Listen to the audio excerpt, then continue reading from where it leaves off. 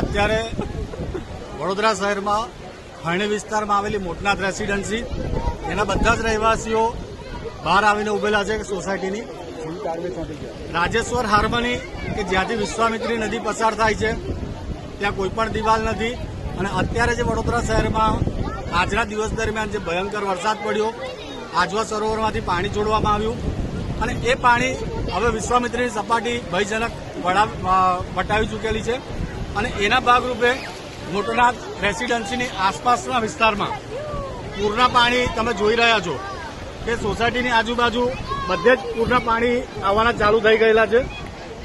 તો તંત્રને કહેવાનું કે વખતો વખત અહીંયા આગળ